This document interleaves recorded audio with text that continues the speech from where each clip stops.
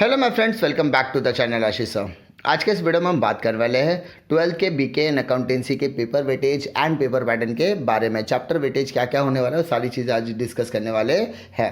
आपका जो terminal examination होगा वो 50 मार्क का होगा। प्रिलिमिनरी और बोर्ड एग्जाम दोनों ही 80 और 20 के पैटर्न पर होगा। 80 मार्क आपका रिटन और 20 मार्क आपका एप्लीकेशन बेस्ड टेस्ट होने वाला है। यहाँ पर आपको याद रखना है कि यहाँ पर 12th स्टैंडर्ड के अंदर जितनी भी चीज़ें आपको बताई गई है वो रिड्यूस पोर्शन के हिसाब से होगा। जैसा कि आप सभी को पता है पोर्शन में क्या क्या रिड्यूस हुआ था, जिसकी जानकारी मैंने आपको दी थी। तो जो भी पोर्शन रिड्यूस है उसी हिसाब से आपके एग्जामिनेशन को कंसिडर किया जाएगा और उसी को फॉलो करना पड़ेगा। यहाँ पर आपको टर्मिनल एग्जामिनेशन का पेपर पैटर्न डिस्कस किया हुआ है। 50 मार्क का पेपर होगा जिसमें 2.5 घंटे का आपको समय दिया जाएगा। क्वेश्चन नंबर 1 में आपको डू यू एग्री दिया जाएगा। डू यू एग्री यानी आप एग्री हो या डिसएग्री हो। 4 क्वेश्चन पूछे जाएंगे 4 मार्क के लिए। आंसर इन 1 सेंटेंस आपको 4 क्वेश्चन पूछे जाएंगे बी में। और क्वेश्चन नंबर सी के अंदर आपको मल्टीपल चॉइस क्वेश्चन पूछे जाएंगे 4 मार्क के लिए। क्वेश्चन नंबर 2 में देखेंगे तो आपको यहाँ पर अकाउंटिंग इक्वेशंस दिए जाएंगे from the following transactions 4 mark के लिए। उसका question number 2 partnership final account होगा। क्वेश्चन नंबर 3 एनपीओ होगा। और क्वेश्चन नंबर 4 जो होगा वो एडमिशन और रिटायरमेंट, दोनों में से कोई एक या दोनों दिया जा सकता है और के ऑप्शन में। एप्लीकेशन बेस्ड की बात अगर हम लोग करें तो यहाँ पर आपको 20 मार्क के लिए क्वेश्चंस पूछे जाएंगे, 1 घंटे का समय दिया जाएगा। क्वेश्चन नंबर 1 ए जो होगा वो ऑब्जेक्टिव टाइप के क्वेश्चन होगा, जिसमें पहला होगा true and false with reason. एक क्वेश्चन पे आपको 2.5 मार्क दिए जाएंगे। क्वेश्चन नंबर 1 बी में correct option that is MCQ type के क्वेश्चन। और 1 सी में आपको कैलकुलेट दी फॉलोइंग पूछा जाएगा 5 मार्क के लिए। और यहाँ पे क्वेश्चन नंबर 2 आपको स्पेसिमेन दिया जाएगा बिल ऑफ एक्सचेंज का। 1 घंटे का पेपर होगा, सारी की सारी चीज़ें टेक्स्ट बुक से होगी। अब यहाँ पर जो क्वेश्चन पेपर मैं डिस्कस करने जा रहा हूँ वो आपका प्रिलिमिनरी एंड बोर्ड एग्जाम्स के लिए होने वाला है। यहाँ पर क्वेश्चन नंबर 1 में आपको ऑब्जेक्टिव टाइप के क्वेश्चन होगा, जिसमें से ए से लेके जे में आपको जो भी क्वेश्चंस पूछेगा उसमें से कोई 4 क्वेश्चंस ही आपको पूछे जाएंगे। Any 4 question will be asked in the question paper pattern, जिसमें से एमसीक्यू होगा 1 word, true false, odd man out, complete the sentence, 1 sentence, do you agree with disagree, calculate, specimen and all. तो उसमें से कोई 4 ही आपको पूछा आंसर्स देने होंगे या 4 ही पूछा जाएगा।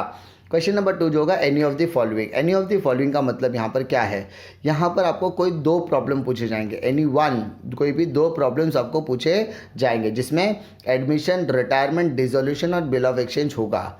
ठीक है। क्वेश्चन नंबर 2 में यहाँ पे अगर एडमिशन, रिटायरमेंट अगर क्वेश्चन 2 में पूछा जाएगा तो dissolution and bill of exchange आपको क्वेश्चन नंबर 3 में पूछा जा सकता है। याद रखिए, यानी अगर डिसोल्यूशन या बिल ऑफ एक्सचेंज आपको क्वेश्चन नंबर 2 में पूछा गया तो बाकी के जो 2 चैप्टर्स होंगे वो आपको क्वेश्चन नंबर 3 में पूछा जाएगा। लेकिन हर चैप्टर 10 मार्क का वेटेज रखता है।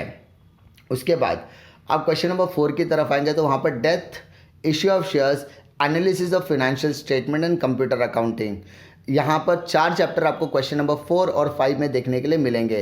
क्वेश्चन नंबर 4 में इसमें से कोई 2 क्वेश्चंस पूछे जाएंगे तो बट ऑब्वियस बाकी के 2 क्वेश्चन जो होंगे, 2 चैप्टर्स के क्वेश्चन होंगे, क्वेश्चन नंबर 5 में आपको पूछे जाएंगे। लेकिन दोनों के लिए 8 मार्क का वेटेज रखा गया है। उस 2 चैप्टर में से, उस 2 प्रॉब्लम में से कोई एक प्रॉब्लम आपको सॉल्व करना है, यानी क्वेश्चन नंबर 4 और 5 के वेटेज ऑलमोस्ट सेम रखे गए हैं। क्वेश्चन नंबर 6 आपका एनपीओ होगा 12 मार्क के लिए और फाइनल अकाउंट भी आपको 12 मार्क के लिए पूछा जाएगा। ये कंपलसरी क्वेश्चंस होगा। यहाँ पर जो भी आपको क्वेश्चंस पूछे जाएंगे वो तो इलस्ट्रेशन और एक्सरसाइज प्रॉब्लम से ही पूछे जाएंगे।